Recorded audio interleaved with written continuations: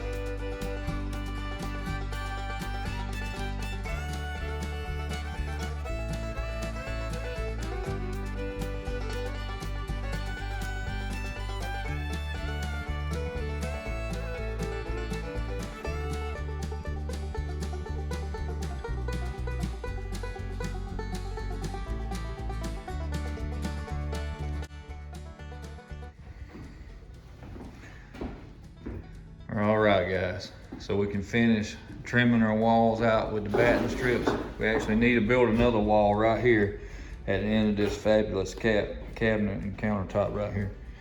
And this is going to house our electrical panel as well. So we got to install the electrical panel, put the drywall on it, and then we can finish trimming out. And then after we get the ceiling trimmed out and mudded, we're going to come back and we're going to restore this countertop and this cabinet. We bought it for the sink, paid for the sink, and all the rest of it came with it. And we're gonna make it useful again.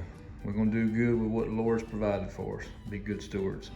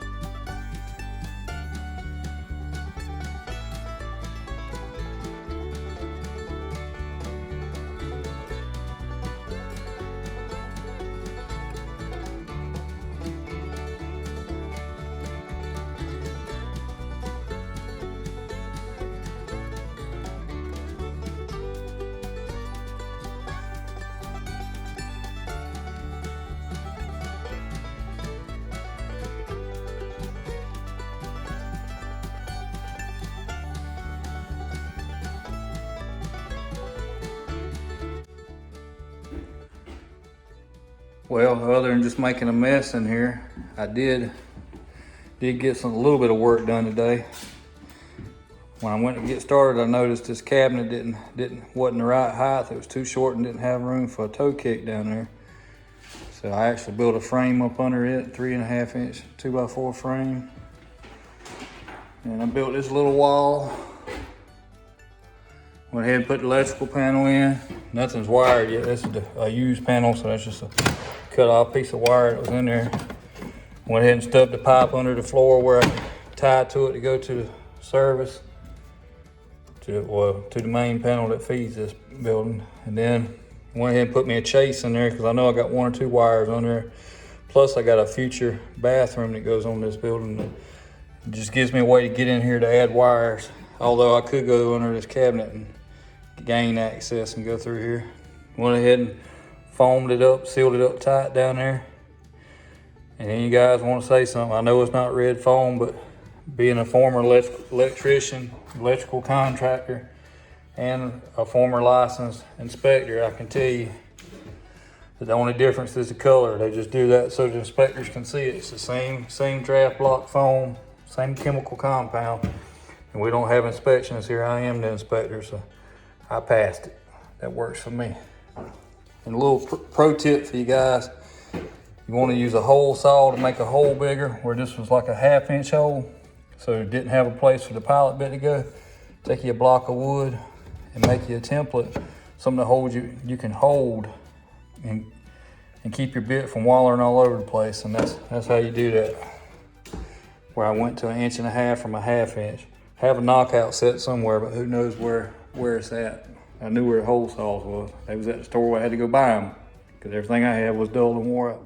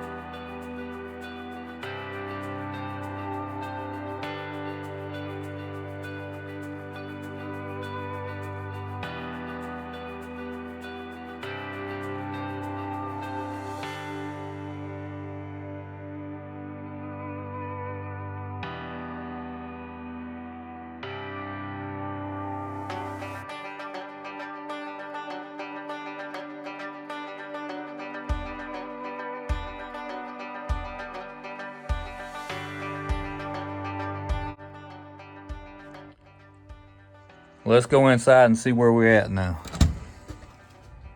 So we got everything trimmed out. Got our batten strips on the wall. Got our ceiling stripped out. Everywhere there's an electrical box.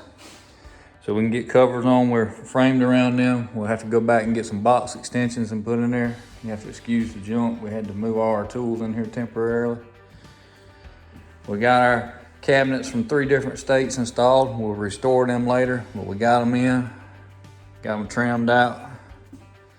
We also built the wall at the end of that houses our electrical panel.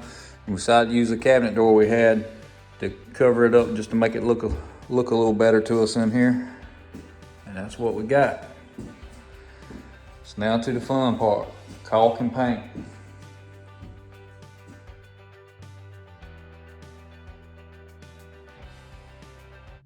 Thank you guys for watching today's video. Hope you enjoyed it. Please like and subscribe and follow us on social media. God bless.